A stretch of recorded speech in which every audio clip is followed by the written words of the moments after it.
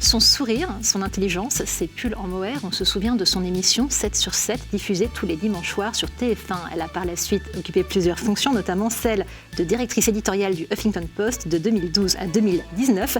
C'est une femme forte qui a su se réinventer à toutes les étapes de sa vie que nous recevons ce soir. Elle est passionnée par l'art, par la culture. C'est Anne Sinclair qui est sur notre plateau. Bonsoir Anne Sinclair. Bonsoir. On est très heureux et moi personnellement très émue parce que vous m'avez donné très envie de faire ce métier et donc voilà, c'est un vrai honneur et un grand moment d'émotion. Est-ce que je peux juste rectifier un tout petit peu quelque chose? C'est les pulls en mohair.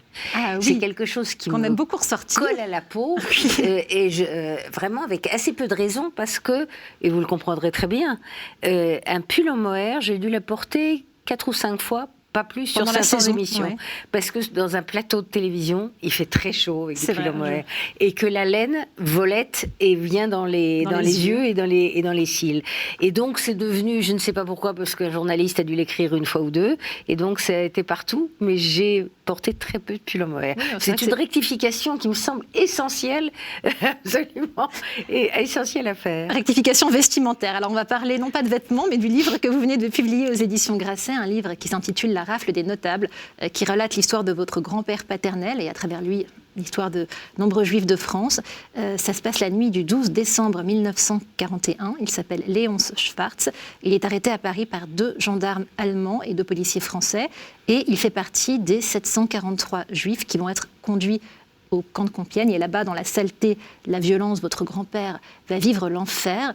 Pourquoi avoir eu envie et pourquoi maintenant, parce que vous auriez pu le faire plus tôt, de raconter cette histoire et à travers cette histoire, celle des Juifs de France? Pourquoi maintenant, je ne saurais pas vous dire. Parce que peut-être au bout d'un moment de vie, on se replonge un peu sur ses racines et son histoire. C'est une histoire que je connaissais depuis l'enfance, mais que je n'avais jamais approfondie. Et d'ailleurs, c'est en partie pour ça que j'ai voulu essayer de chercher, de comprendre, et j'ai pas beaucoup plus compris et pas beaucoup plus trouvé, en tout cas en ce qui concerne mon grand-père. Et donc c'était à partir d'une quête personnelle où mon grand-père s'est très vite effacé derrière cette histoire collective, qui est l'histoire de cette rafle des notables, qui est assez peu connue. Elle est connue des spécialistes, bien sûr, de Laurent Joly, de Paxton, bien sûr de Serge Klarsfeld, etc. Mais assez peu connue du grand public. Elle n'était pas de moi qui pensais connaître beaucoup de choses sur le sujet et la période.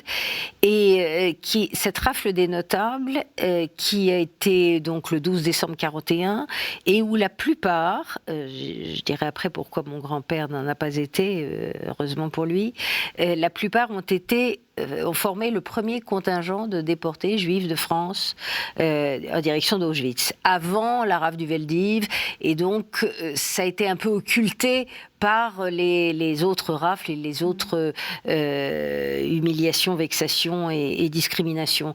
Et donc, en recherchant au fond des raisons plus personnelles de faire cette enquête, je suis tombée sur cette histoire collective et j'ai eu envie de donner vie à ces témoignages qui ont été des témoignages de survivants, des témoignages de déportés qui eux-mêmes jetaient les billets, vous savez, par la fenêtre des trains. Et en lisant, et je me suis beaucoup imprégnée de leurs récits, au fond, je n'apporte pas d'éléments d'information nouveaux. Je suis pas une historienne, et simplement, je voulais mettre à la disposition du grand public une histoire qui n'est connue que par les spécialistes. Est-ce que dans votre famille, ce sont des choses dont on parlait? Parce que dans beaucoup de familles ashkénazes, les personnes qui avaient vécu ces drames en parlaient finalement assez peu, parce que c'était très douloureux. Est-ce que dans votre famille, c'est des sujets qui étaient abordés ou jamais? Curieusement, c'était abordé. Je connais beaucoup de choses des années de guerre de mon père, qui était dans la France libre, et notamment qui s'était engagé dans les forces gaullistes au Moyen-Orient. Donc, je n'ignorais pas du tout ces histoires-là. En revanche, ce grand-père est mort des suites de cet internement à Compiègne. Il est mort dans son lit. Oui, dans son lit, c'est ça, parce qu'il aurait pu, hélas, être transféré à Auschwitz. Et en fait, il a dû son salut. Exactement. À une maladie. Au fait qu'il ait été très malade et qu'au début, les autorités allemandes préféraient qu'on meure à l'hôpital plutôt que dans le camp.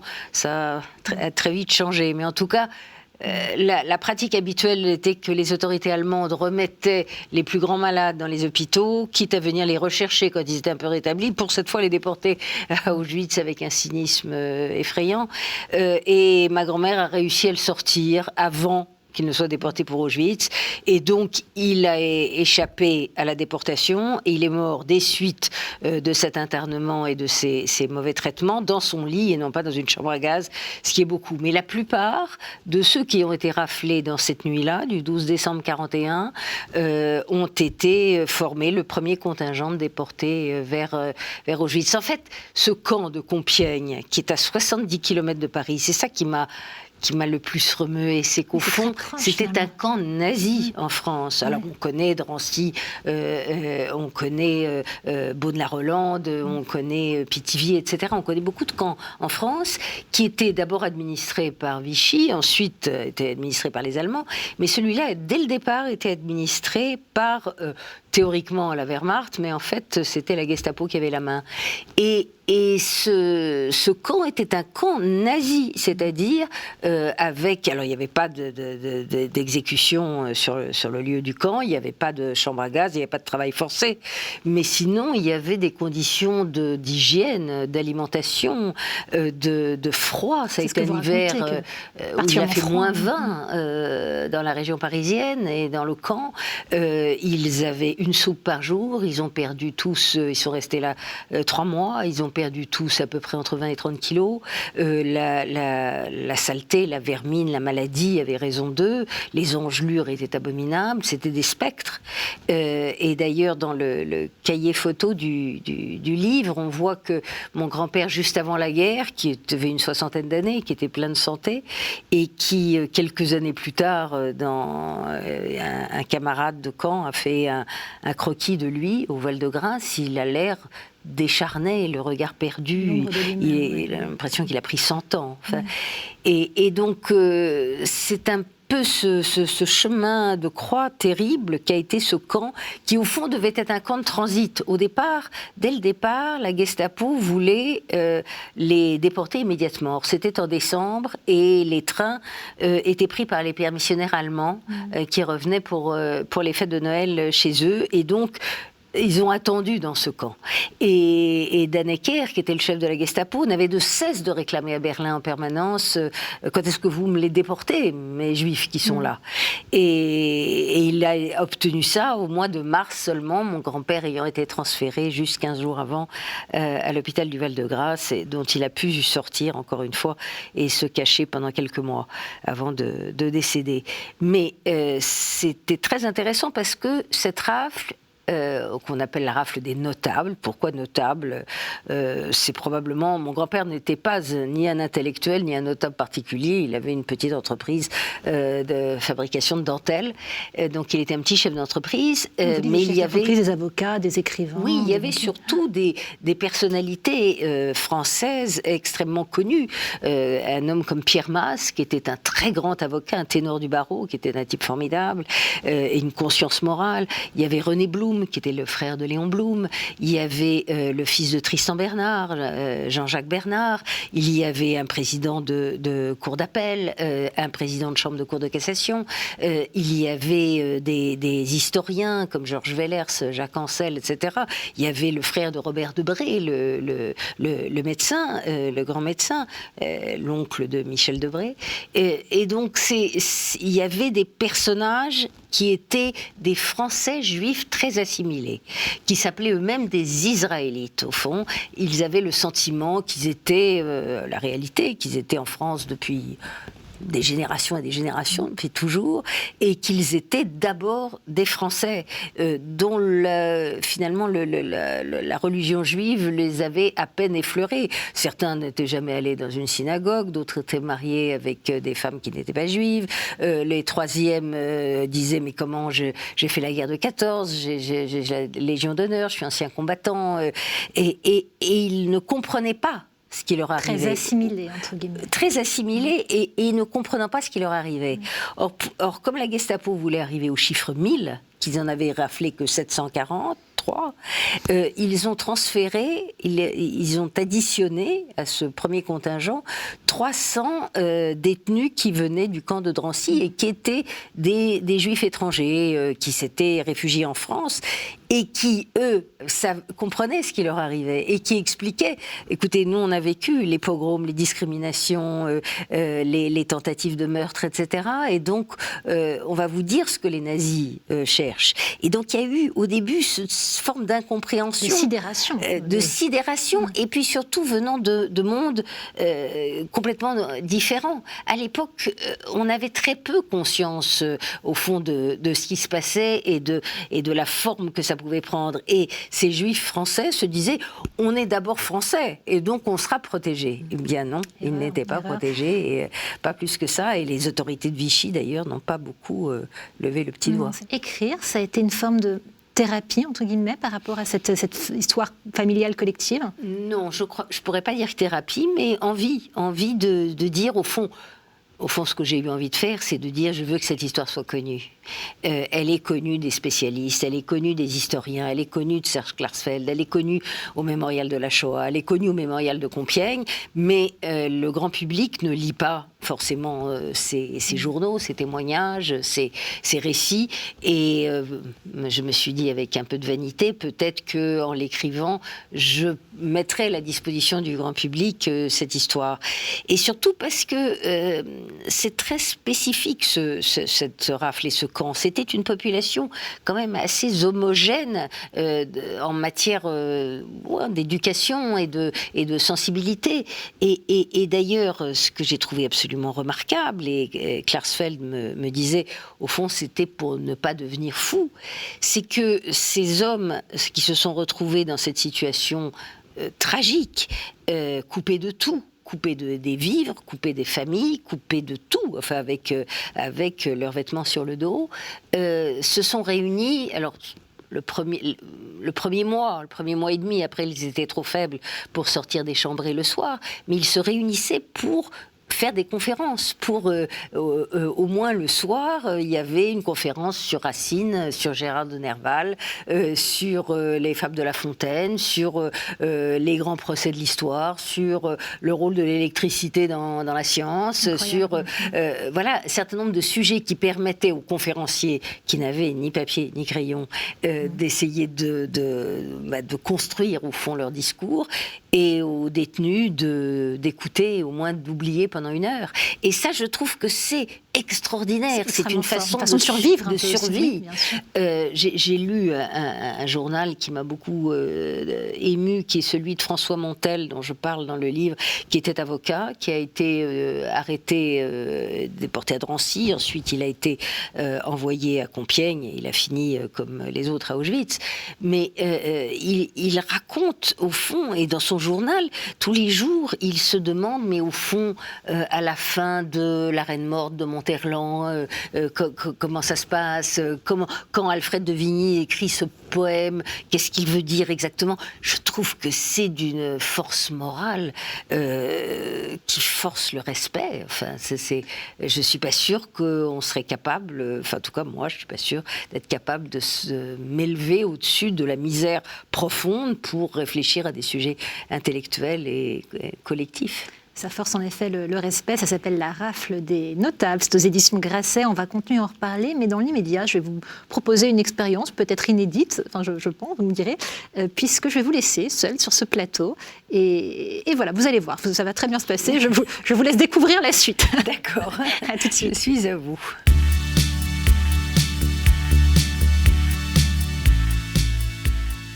Anne Sinclair, est-ce que vous êtes bien installée?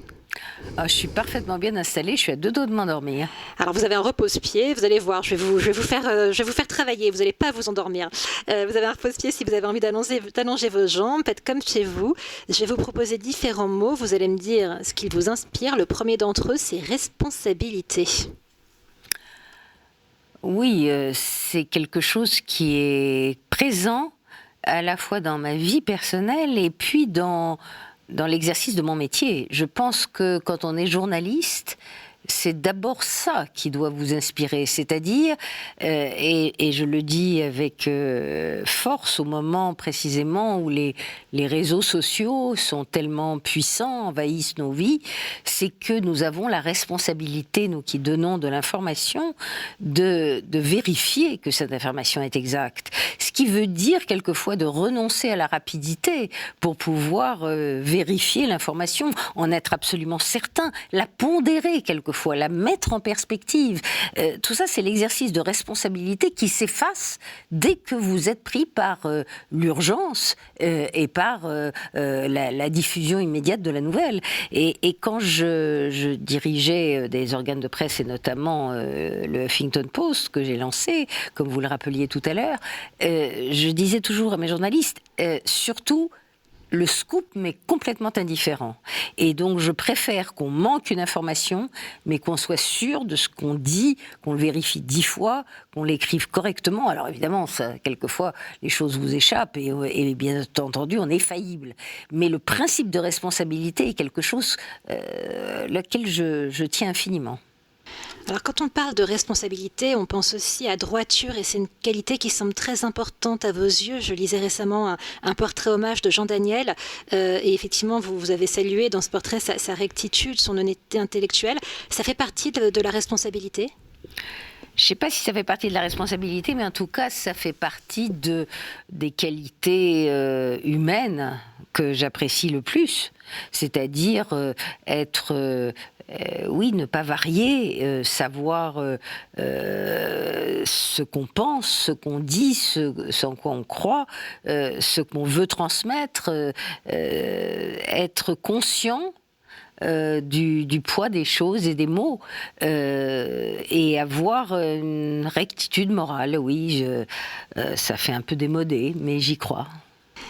Vous avez énormément fréquenté le monde du pouvoir, les cercles politiques. Quand on parle de responsabilité et de pouvoir, est-ce qu'on peut dire qu'un grand pouvoir, quelque part, confère une grande responsabilité ? Bien sûr, plus on a de pouvoir, plus on a la responsabilité de l'exercer avec discernement.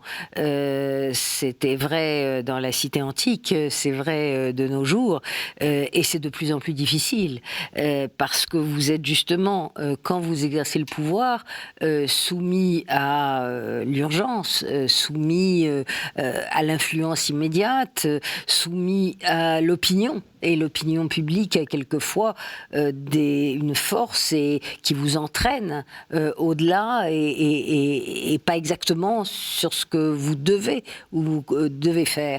Mais je pense que contrairement à l'image qui est généralement répandue des hommes et des femmes politiques, je les trouve assez non seulement responsable, mais très très très soucieux de l'enjeu que représente leur fonction. Et c'est très facile de dire ils sont tous pourris, ils sont tous incapables. C'est pas vrai. Il y a une sorte d'exigence dans le métier d'élu, d'exigence et puis aussi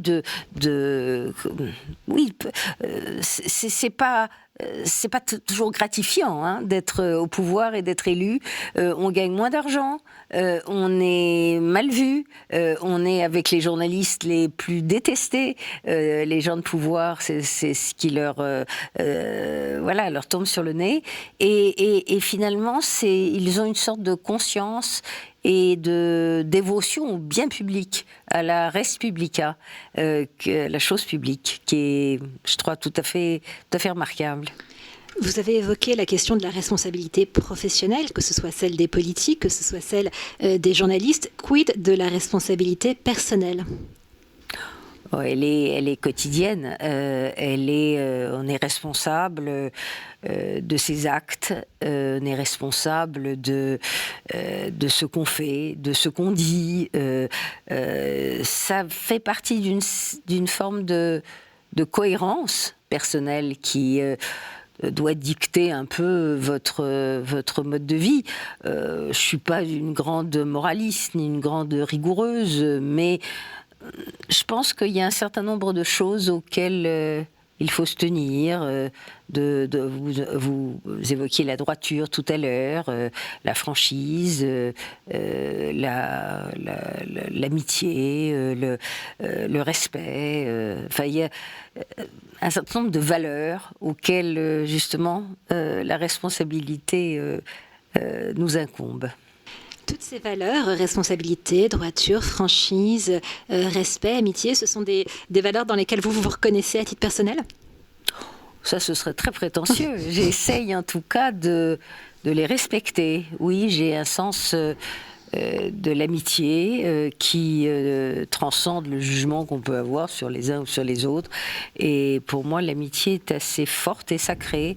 De la même manière, dans une époque où on glorifie beaucoup l'intelligence, pour moi, c'est pas la qualité première d'un individu, mais sa droiture ou son courage. Le courage, qui est un courage physique, un courage moral, qui est un courage de s'assumer dans la vie, est quelque chose auquel je tiens beaucoup. Alors, dans la mesure où l'art tient une place importante dans votre vie, dans la vie de votre famille, je voulais vous proposer le mot beauté. Ah, beauté... Beauté, justement, en art, je pense dans les arts plastiques, est quelque chose qui s'éloigne un peu de la réalité. C'est-à-dire qu'aujourd'hui, l'art contemporain s'éloigne du concept de beauté. C'est pas quand vous êtes devant une toile de Rembrandt, de Van Gogh ou de Picasso, vous êtes saisi par la beauté et la force de l'œuvre. Aujourd'hui, dans l'art très contemporain, c'est pas la beauté auquel on fait appel, c'est l'intelligence, ou au contraire la réflexion, ou au contraire le choc, ou au contraire l'émotion. Et je suis peut-être un peu traditionnelle en art, mais pour moi, d'abord, et c'est pour ça quelquefois que l'art ne s'explique pas, c'est que une peinture, une sculpture, une musique est belle, un paysage, sans qu'on puisse exactement dire pourquoi, mais parce qu'il vous émeut.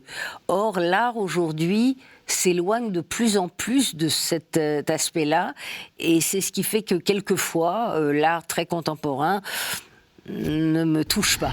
Et je pense qu'il faut être touché par l'art. Alors vous, justement, qu'est-ce qui vous touche, quel type d'art vous touche et pourquoi ? Même si, vous l'avez dit, ça ne s'explique pas forcément, on est de l'ordre du ressenti et de l'émotion, mais voilà, qu'est-ce qui vous touche particulièrement ? Écoutez, je peux pleurer à une nocturne de Chopin, je peux être bouleversée par une toile du Titien, je peux être transportée par une sculpture de Michel-Ange. Voilà, je pense que la beauté, l'émotion, ce qu'on ressent devant une œuvre d'art, ça fait infiniment du bien. Moi, je suis très sensible à la lecture, je lis beaucoup, et depuis que je suis enfant, mais je dois dire que ce qui m'émeut le plus, c'est la musique, je crois. Et la musique a pour moi un côté à la fois un pansement et une récompense. Et c'est quelque chose qui me fait infiniment de bien. Et je peux travailler en musique, je peux réfléchir en musique, je peux ne rien faire en musique, parce que je suis très paresseuse. Et j'adore ne rien faire. Et ne rien faire en écoutant de la belle musique, c'est voilà, une volupté extraordinaire. Est-il vrai, en parlant de musique, que quand vous étiez petite, vous rêviez d'être danseuse ? Oh, je rêvais à la fois, je rêvais de quelque chose qui existe, qui est ce qu'on appelle la comédie musicale, c'est-à-dire je rêvais d'être chanteuse et danseuse en même temps. Je n'ai été ni l'un ni l'autre, je n'étais pas tellement douée en danse, et en chanteuse lyrique, j'ai jamais eu l'occasion de faire mes preuves, même si j'adore l'opéra, l'opérette, l'opéra comique, et que j'y étais emmenée très jeune par ma grand-mère. Oui, j'avais envie d'exprimer quelque chose avec la musique, et j'étais pas douée du tout. On m'a mise au piano comme des tas de jeunes filles, et j'ai réussi à échapper au cours de piano avec un mensonge extraordinaire à mes parents, leur disant que j'avais 11 ans ou 12 ans, donc ils ont trouvé que la phrase était un peu trop fabriquée, que j'aimais trop la musique pour l'abîmer ainsi. Ils ont été un peu secs et du coup m'ont dispensé le cours de piano, ce que je déplore aujourd'hui terriblement parce que j'aurais tellement aimé, non pas jouer bien, mais jouer pour moi. C'était joliment présenté, en tout cas dans la façon dont vous l'avez annoncé. Vous parliez tout à l'heure de Titien. Quelle est votre peinture préférée, votre toile préférée ? Oh, je sais pas, là, quand vous me parlez, m'évoque des platanes jaunes tordus dans la ville de Arles par Van Gogh, m'évoque des toiles de Picasso très abstraites et très fortes et violentes. Puisque vous parlez de Picasso, je vous interromps, pardon, 2 secondes. Est-il vrai qu'il a fait un tableau dans lequel vous êtes représentée ? Pas du tout, c'est ma mère qui est représentée. C'est votre maman, d'accord. Oui, ma mère est sur les genoux de ma grand-mère. Le portrait 1919, alors vous voyez, je serai quand même très très vieille, mais ma mère est un énorme bébé sur les genoux de ma grand-mère et ce tableau est au musée Picasso aujourd'hui où c'est largement sa place. Non, Picasso avait un jour proposé à ma mère, parce que ma famille donc le connaissait, mon grand-père était son marchand, et Picasso avait dit un jour à ma mère, quand j'avais 14 ans, je ferais bien le portrait de ta fille, je lui vois des yeux partout. Et j'ai hurlé de terreur en disant non, et en courant dans le jardin, parce que je me suis vue avec, vous savez, les visages à la Dora Maar, très, très tordus, très tourmentés, avec les yeux au milieu de la figure, etc. Et évidemment, l'ado que j'étais n'en avait aucune envie, ce qui veut dire que je n'ai pas du tout de prescience et que je n'aurais jamais eu mon tableau par Picasso. Pardon, effectivement, c'était votre maman, mais donc vous évoquiez cette famille avec ses marchands d'art, et donc ça fait vraiment partie d'une histoire familiale. Vous avez baigné dans l'art finalement toute votre vie. Pas tellement, parce que justement ma mère me reprochait beaucoup de ne pas m'intéresser aux histoires de famille. Et je lui disais tout le jour, j'aime mieux les journaux d'aujourd'hui que les vieux tableaux. Et donc, je voulais faire ma vie professionnelle, je voulais être indépendante, je voulais pas poursuivre une activité familiale. Et donc, par définition, si, j'ai été traînée dans les musées quand j'étais enfant, bien sûr, et comme tous les enfants, ça m'embêtait horriblement avant de commencer à m'intéresser et au fait que j'aime ça. Mais c'était pas ma vie. Moi, j'étais passionnée depuis l'âge de 10 ans par l'actualité, par l'envie de devenir journaliste, par l'envie de donner à voir et à comprendre le monde. Et ça passait pas forcément par une éducation artistique du tout. Donc, oui, j'étais incidemment plongée dans le domaine de l'art, mais pas tout à fait de mon plein gré. C'est venu plus tard. Alors, qu'est-ce qui vous a précisément donné envie de devenir journaliste ? Quel a été le catalyseur ? Écoutez, ça a l'air idiot, mais c'est venu très vite, très tôt et très directement. C'est-à-dire, j'avais 10 ans. Il se trouve que par un hasard tout à fait étrange, mon père qui n'était jamais allé en Algérie s'est trouvé à Alger le 13 mai 58 au moment du coup d'État. Ma mère lui a téléphoné la veille au soir en lui disant mais il paraît qu'il se passe des choses. Il me dit penses-tu, je suis dans mon hôtel au milieu d'Alger, tu penses que je le saurais? Les communications étaient coupées 1 heure après, et donc j'avais 10 ans à ce moment-là. Je voyais ma mère très inquiète puisqu'il n'avait plus de nouvelles pendant 48 heures. Et j'ai voulu comprendre. Donc il a fallu en une journée, vous savez, à l'époque, un enfant de 10 ans, on n'avait pas la télé à la maison, ce qui ne me privait pas, et on connaissait peu de choses de la vie du monde. Donc il a fallu qu'en quelques heures, ma mère m'explique la guerre d'Algérie, la colonisation et la décolonisation, qui était ce général de Gaulle dont on parlait, d'où il venait et pourquoi certains l'aimaient, d'autres l'aimaient pas. Donc j'ai eu une sorte de bain immédiat, et surtout j'ai écouté avec passion les reportages reportage à la radio. Et curieusement, c'est d'ailleurs une forme de journalisme que je n'ai pas pratiquée moi-même, puisque j'ai fait très peu de grands reportages. Mais c'est ça qui m'a donné l'envie. J'ai dit, c'est formidable, au fond, d'être sur un balcon au milieu d'Alger, de tendre son micro, d'entendre les bruits de la foule, de voir les émeutes et de pouvoir expliquer le monde aux gens.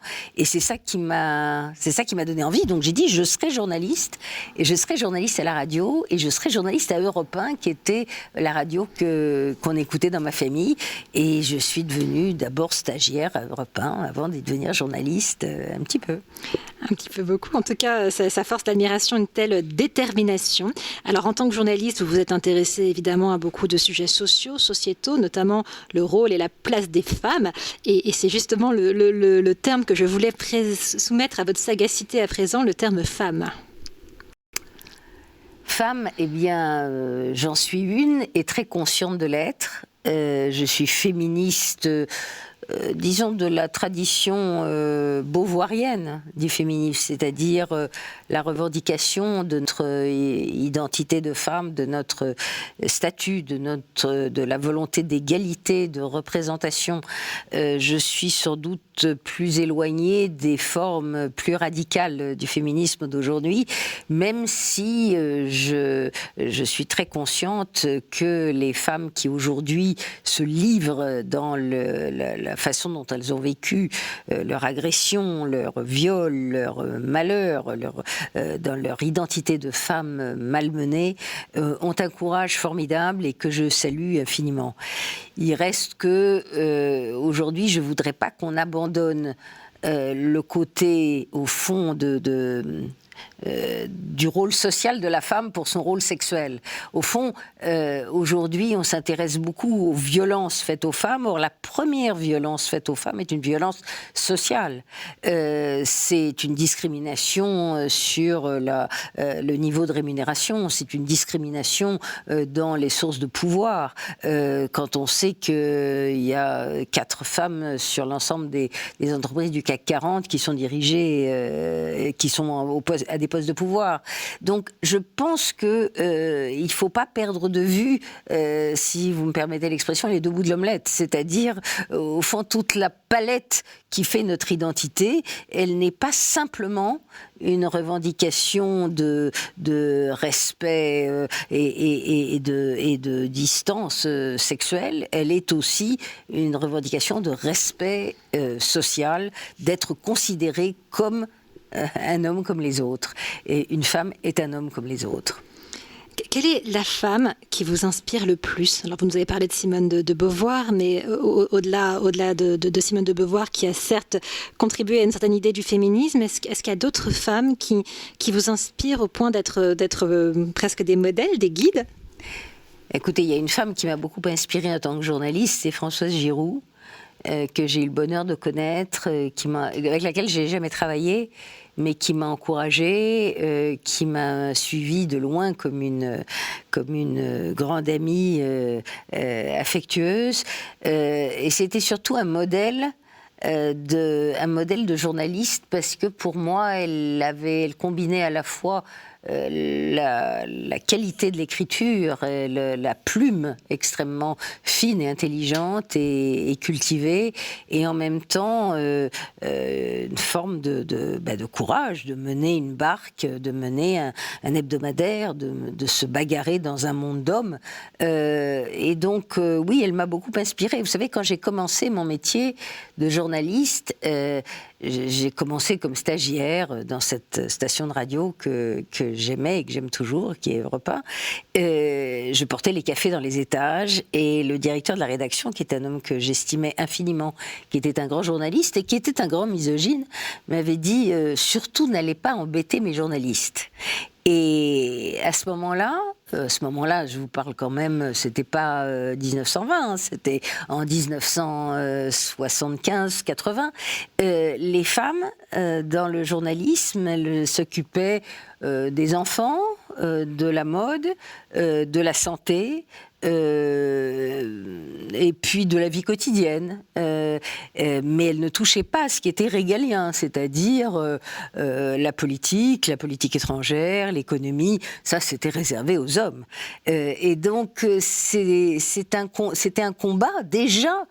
On a du mal à se rendre compte aujourd'hui parce que le journalisme a été justement investi, et notamment je trouve que depuis la première guerre d'Irak, les femmes journalistes sont allées sur les terrains de guerre et en tant que combattantes comme les reporters de guerre d'autrefois. Mais il y avait tout un domaine qui n'était pas autorisé aux femmes, où on considérait que les femmes n'étaient pas compétentes. Donc voilà, à mon petit niveau, j'ai essayé de montrer que on pouvait l'être. Est-ce que vous êtes fière aujourd'hui de votre parcours ? Modérément, oui. Je suis surtout... j'ai conscience d'un très grand luxe qui est d'avoir exercé le métier que je souhaitais faire. Et ça, je reconnais que c'est un luxe inouï. La plupart des gens exercent un métier d'abord pour vivre, pour l'exercer, et rarement parce qu'ils l'ont choisi. Et c'était peut-être le luxe d'une époque où il n'y avait pas beaucoup de chômage, il y en avait même très peu, où j'ai commencé à travailler. C'était au début de la crise pétrolière des années 75. Donc, on avait, quand on voulait du travail, on en avait, et quand on voulait un secteur, on le trouvait. Et ça, c'est un luxe inouï. Alors, fier... Pas de quoi être fière, j'ai fait un métier, je l'ai rempli correctement et j'étais très heureuse de le faire. Fière, oui, enfin oui, on peut être content de son parcours, mais sans excès, il n'y a pas de quoi être fier. En tout cas, vu de l'extérieur, il force l'admiration. Alors, je vais vous brancher, si j'ose dire, sur un dernier mot, qui est le mot Dieu. Mais juste pour faire la transition avec ce mot-là, puisqu'on parlait de femmes, vous avez parlé des femmes qui vous inspiraient dans la société civile. Est-ce qu'il y a des personnages bibliques féminins, et il y en a beaucoup, Sarah et tant d'autres, qui vous inspirent ?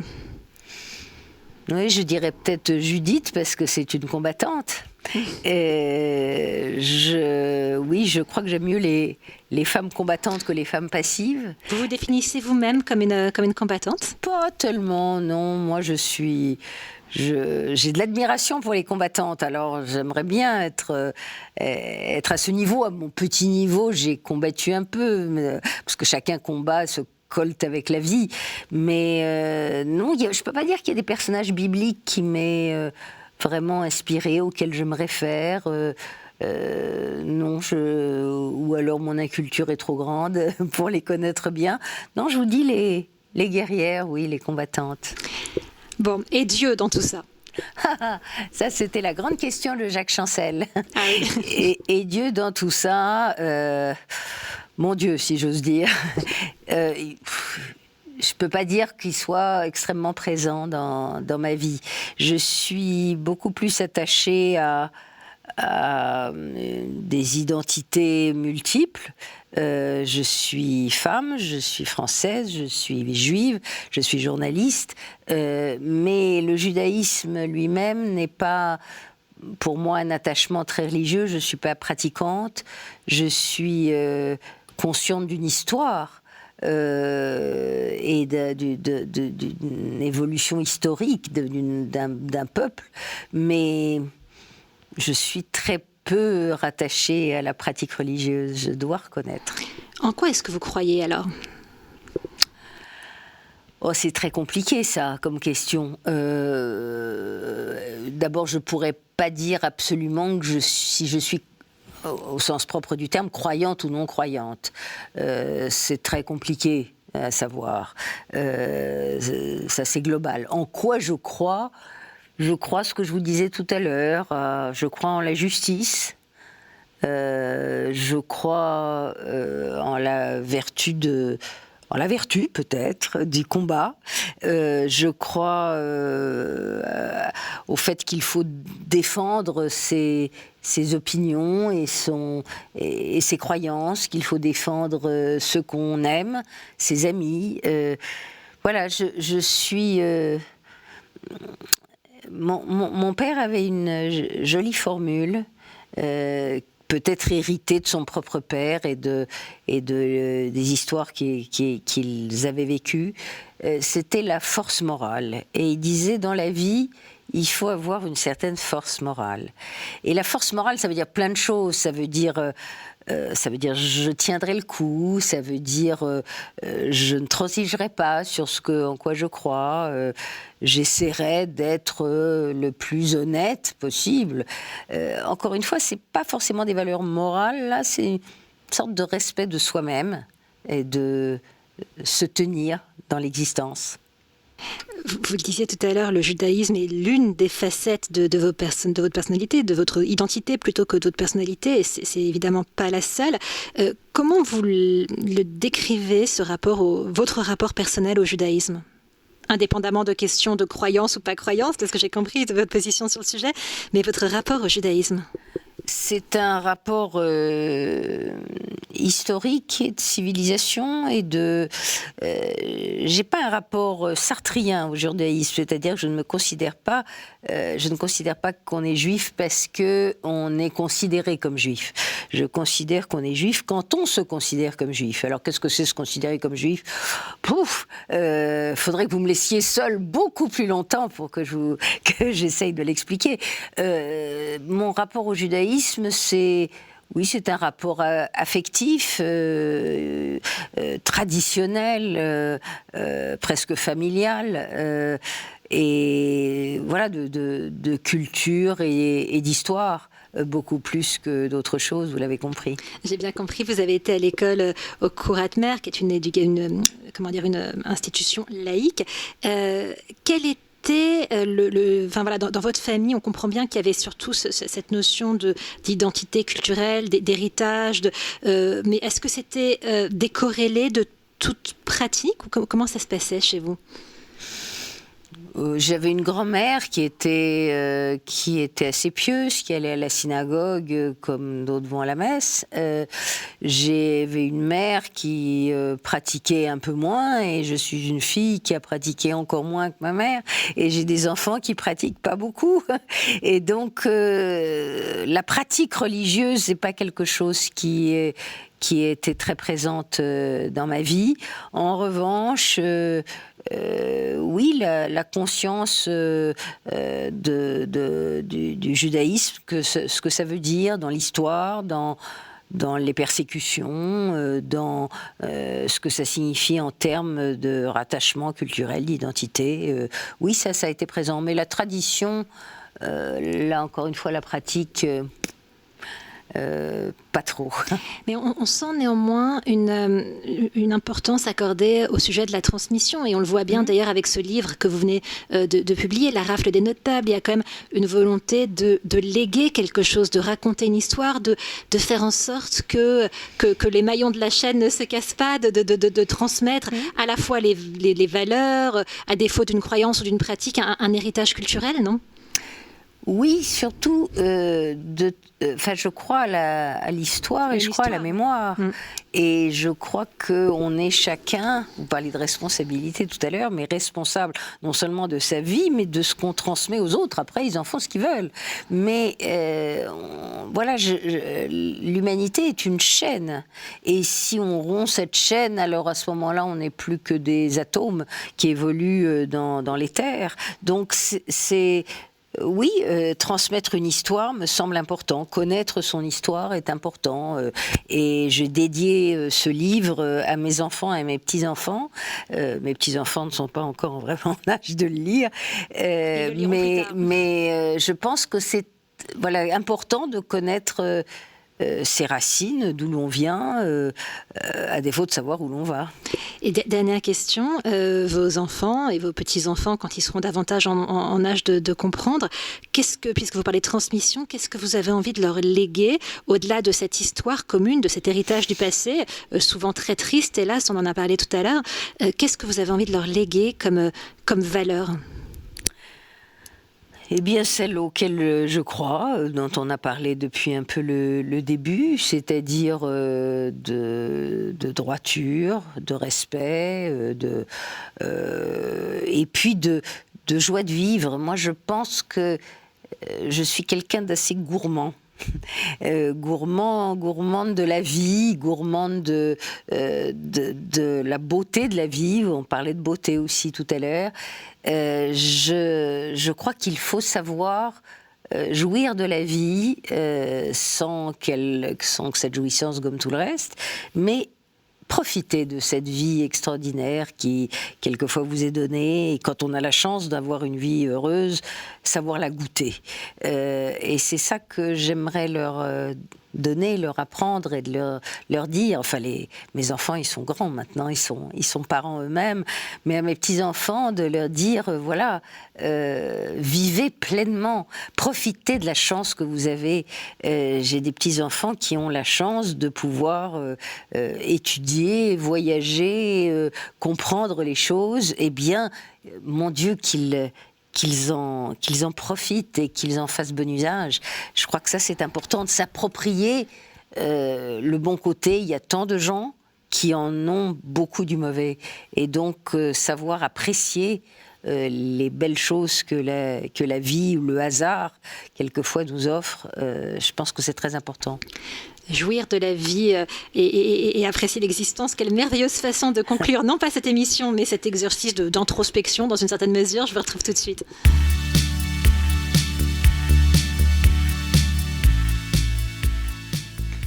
D'abord, merci pour ce. Effectivement, je parlais d'introspection, c'était passionnant. De votre côté, à vous, comment est-ce que vous l'avez vécu? Qu'est-ce qui vous a plu, éventuellement moins plu? Écoutez, l'avantage de cet exercice par rapport à celui du psychanalyste, c'est que on reste très maître de sa parole. Et en plus, on ne paye pas. Et en plus, on ne paye pas. Non, c'est très agréable, parce que d'abord, vous avez une très jolie voix. C'est gentil, merci. Et que c'est agréable de se laisser conduire et bercer. Et surtout, je vais vous dire ce que j'apprécie, c'est le temps.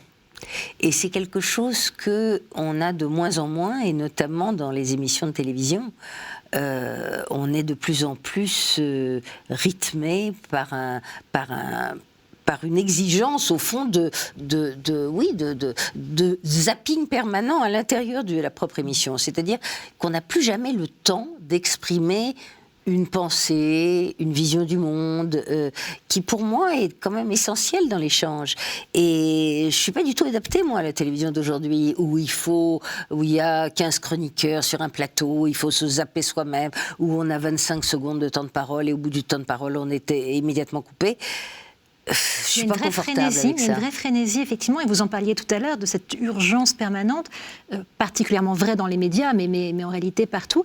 Et de la façon dont vous avez essayé, dans les mandats qui ont été les vôtres, d'imposer un peu plus de recul, un peu plus de distanciation, ça a été facile d'imposer ça, parce que ça reste quand même à une profession qui est dans l'urgence permanente. Oui, ça l'était plus facile autrefois. Quand j'ai quand même arrêté mon émission il y a maintenant plus de 20 ans. Je parlais notamment au Huffington Post, qui était plus récent. Oui, alors là, c'était très différent, parce que c'est en effet un média différent, sur un mode différent, et il faut se l'approprier. Je ne suis pas hors du monde, et je ne suis pas hors de... Justement, j'aime beaucoup l'Internet et ces nouveaux modes de communication qui m'intéressent, m'interpellent, que je déplore de temps en temps, et que j'apprécie énormément par d'autres. Il y a le meilleur et le pire, mais quand on voit effectivement à quel point des informations pas toujours vérifiées peuvent faire le tour de la planète en un quart de seconde par la magie des réseaux sociaux, ça donne un peu le vertige quand même, non? Ça, et puis surtout la violence que ça procure, la haine qui circule. Je trouve qu'on est dans une époque d'une très grande violence. Tout est violent, regardez. Le climat est violent, les virus le sont aussi, la société est violente. La façon dont les gens s'improvisent en tribunaux permanents. Oui, et puis aussi les rapports de force le sont. Donc c'est ça qui est au fond un ferment de la violence quotidienne, et qui peut être un terreau pour l'extrémisme et la haine. Au fond, je déteste l'extrémisme. C'est affreux. Et vous qui avez eu des postes à haute responsabilité justement dans des médias, est-ce que vous avez réfléchi? Alors évidemment, on ne peut pas aller contre les réseaux sociaux, contre toutes ces nouvelles technologies qui par ailleurs sont aussi gages du meilleur, mais Quelles sont vos pistes de réflexion pour ralentir un petit peu et faire en sorte qu'on prenne plus de recul, plus de distance? Je ralentis pas vraiment parce que je m'aperçois que dès le réveil, je suis sur mon smartphone ou sur mon iPad à essayer de savoir justement les dernières nouvelles et ce qui s'est passé. Donc je suis pas le meilleur exemple de ralentissement. Vous vivez encore sous perfusion avec l'actualité en permanence, très dopé à l'actualité. Oui, ça je dois dire, quand je vais repartir de votre studio, je vais mettre tout de suite France Info pour savoir ce qui s'est passé. Dans la minute, arrivé chez moi, je mettrai sûrement une chaîne d'information permanente. Je ne dis pas que j'y suis scotchée, mais c'est un réflexe, ça. Vous êtes lié au réel. Et c'est d'ailleurs intéressant parce que dans l'écriture, ça me bloque. J'ai beaucoup de respect pour les romanciers, les littéraires, ceux qui sont capables d'imagination. J'ai l'impression d'être totalement dénuée d'imagination parce que je suis très attachée au réel. Et ça, c'est peut-être une déformation de journaliste. Une formation professionnelle, oui. Pour moi, c'est important de me rattacher à la réalité. J'ai beaucoup de mal à me détacher de cette réalité.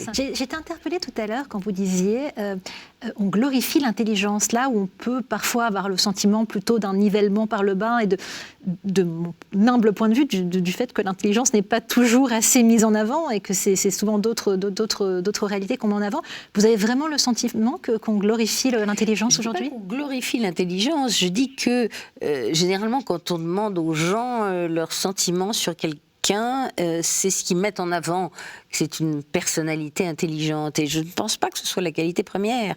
Après tout, l'intelligence est assez communément répandue. C'est intéressant. Quelle est la qualité à laquelle vous êtes la plus sensible chez un être humain, si ce n'est pas l'intelligence? Qu'est-ce qui va le plus vous toucher?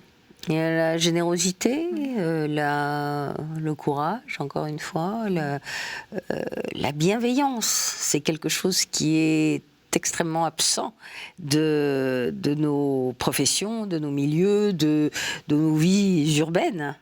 Et ça, c'est la chaleur, la spontanéité, l'éclat.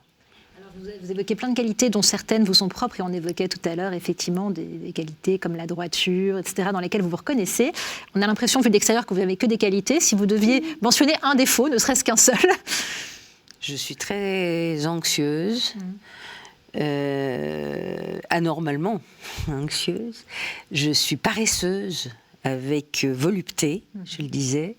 Je suis quelquefois péremptoire et pas forcément tolérante, malgré tous mes efforts d'explication que c'est la chose la plus importante. Il m'arrive d'être parfaitement directive et déterminée.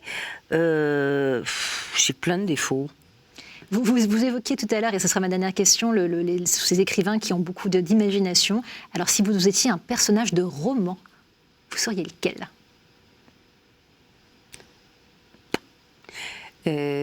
Si j'étais un personnage de roman, j'aimerais bien être dans une nouvelle de Stefan Zweig.